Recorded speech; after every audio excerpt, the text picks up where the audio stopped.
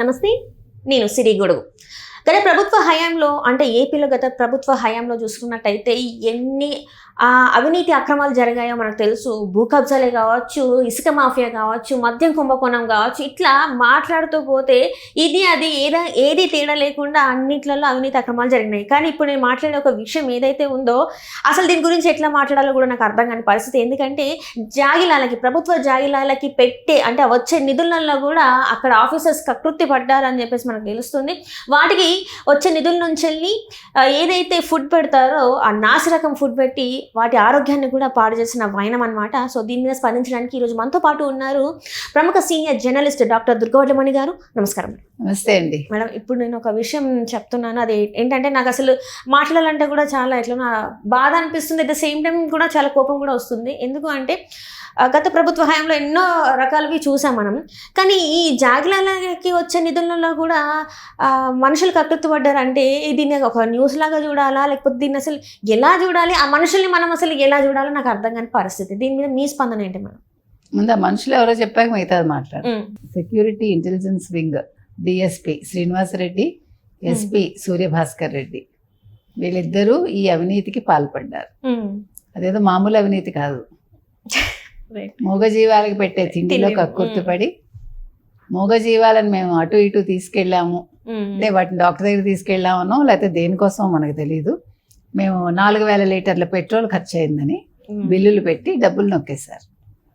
35 ఈ జాగిలాలను కొని వాటికి సరైన తిండి పెట్టకుండా, వాటికి సరైన శిక్షణ ఇవ్వకుండా నాసిరకంగా ఏదైతే ఉంటుందో అంటే మరి కుళ్ళిపోయిన మాంసం పెట్టారో ఏం చేశారో మనకి తెలియదు. అవన్నీ పెట్టి వాటిని అనారోగ్యం పాలు చేసి, పోనీ అనారోగ్యం పాలైందని వాటికి సరైన చికిత్స అందించారో లేదో కూడా మనకు తెలియదు. అంటే వాటిని మళ్ళా మంచి కండిషన్కి తీసుకురాకుండా మళ్ళా కొత్త కుక్కల్ని కొని, అంటే మరి మళ్ళా 35 కొన్నారా, తక్కువ కొన్నారా, ఎక్కువ కొన్నారా మనకు తెలియదు.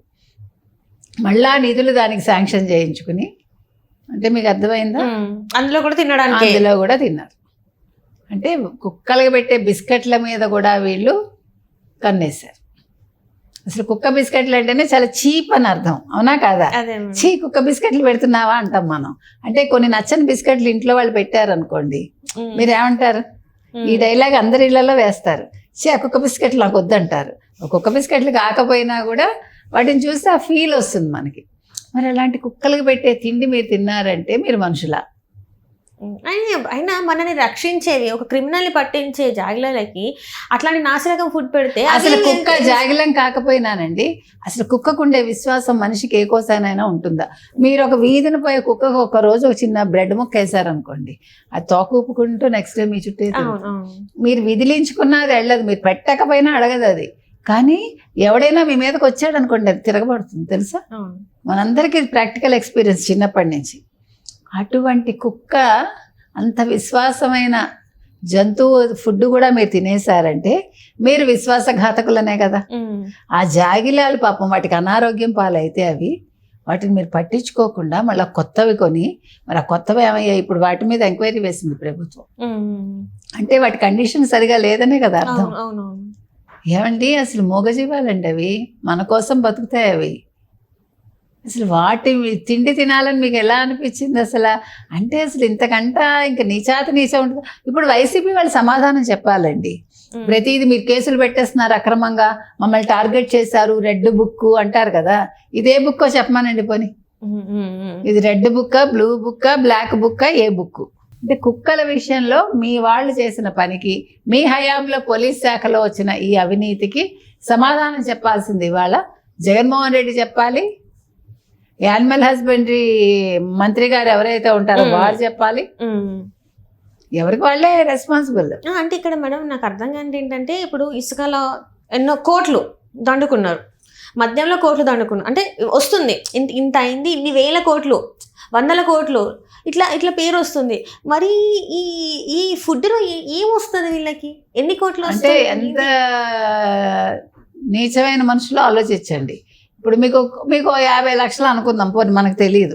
ఓ 50 లక్షల్లో మీరు దానికి 5 లక్షలు కూడా ఖర్చు చేయకుండా 45 లక్షలు నొక్కేశారనమాట. మరి ఆ తిండి ఎలా అరుగుతుందండి? ఆ కుటుంబాలు బాగుపడతాయా? ఇప్పుడు మీరు కావాలంటే గమనించండి, మీరు తప్పుగా అనుకోవద్దు. అవినీతి అక్రమాలు చేసిన వాళ్ళ ఇళ్లల్లో ఎంతమంది ఆరోగ్యంగా ఉంటున్నారు, ఎంతమంది జీవితాలు సుఖంగా వెళ్తున్నాయి. దే హ్యావ్ మనీ, చాలా లగ్జూరియస్ గా బతుకుతారు. కానీ ఉండాల్సిన మనశ్శాంతి ఎవరికి ఉంటుంది? ఉంటుందా? చాలా మందికి ఉండదు. వాళ్ళ ఇంతంత అంతస్తులు భవనాల్లో ఉంటారు, భార్యాభర్తలు కొట్టుకుని చేస్తూ ఉంటారు.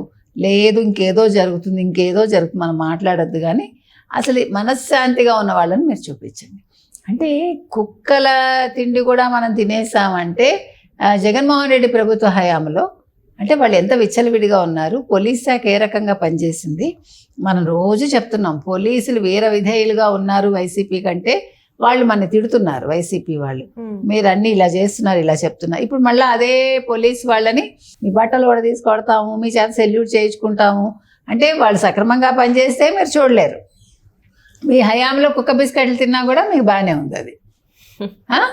ఇప్పుడు మాట్లాడమనండి అబ్బా ఒక్కొక్కడిని బయటకు వచ్చి వైసీపీ వాళ్ళని. ఇప్పుడు ఈ కుక్క బిస్కెట్ల గురించి సమాధానం చెప్పాలి. ఇప్పుడు ఈ కుక్కలకి ఇచ్చిన నిధులు ఎంత తిన్నారు, అది ఎలా కక్కిస్తారు? ఇప్పుడు ఆ కుక్క తిన్నంతా కూడా ఇప్పుడు కక్కించాలి వీళ్ళ చేత. కక్కించి అనారోగ్యం పాలైన కుక్కలకి సరైన వైద్యం అందించి, ఈ కొత్తగా కొన్న కుక్కల ఆరోగ్యం కూడా ఎలా ఉందో మీరు గమనించి వాటికి సరైన వైద్య సదుపాయం అందించి సరైన ఆహారం ఇచ్చి వాటి బాగోగులు చూసుకోవాల్సిన బాధ్యత ఇప్పుడు ప్రభుత్వం మీద, ఈ యానిమల్ హస్బెండరీ మంత్రి గారు ఎవరైతే ఉంటారో వారి మీద ఉందని మనం చెప్తున్నాం. వీళ్ళ మీద ఎలాంటి యాక్షన్స్ తీసుకునే అవకాశం ఉందంటారు మేడం? మరి నేనేమన్నా అంటే మీరు ఏమంటారు, అలాంటి శిక్షలు ఉంటాయా అంటారు. మరి కుక్కల్ని ఈడ్చుకెళ్ళాలా అక్కర్లేదా? మళ్ళీ అలా అంటే మీరు పోలీసుని అలా ఎలా అంటారండి, తప్పు కదండి అంటే మరి వాళ్ళు పోలీసులు అని మర్చిపోయి నీచప్ మానవుల్లాగా బిహేవ్ చేస్తే ఇంకేమంటాం మనం? ఏమనాలి? ఏమైనా కొత్త చట్టాలు కొత్త శిక్షలు కూడా అంటే ఇంతకుముందే చెప్పుకున్నాము. అంటే ఇప్పుడు ఇట్లాంటి వాటికి కూడా కొత్త శిక్షలు రావాలి. ఎందుకంటే ఇది భరించరాని లేకపోతే సహించరాని నేరం ఇది.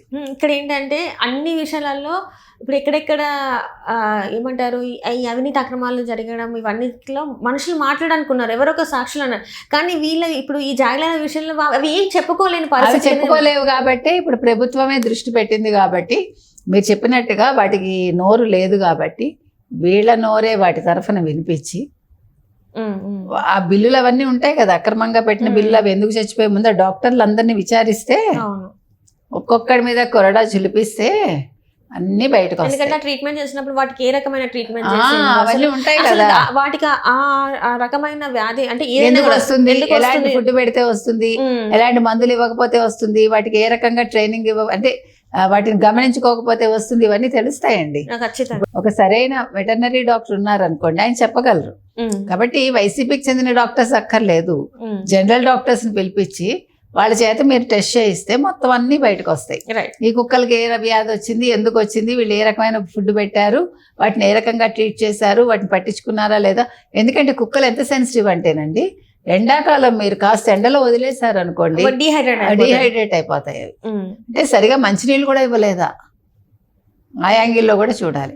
కాబట్టి మూగజీవాలకి జరిగిన అన్యాయానికి, మూగజీవాల బిస్కెట్లు తిన్నందుకు జీవులుగా ఉన్న ఈ పోలీస్ అధికారులని వాళ్ళ మీద కఠిన చర్యలు తీసుకోవాలండి, వాళ్ళకి సరైన శిక్ష పడాలి. Right, thank you so much.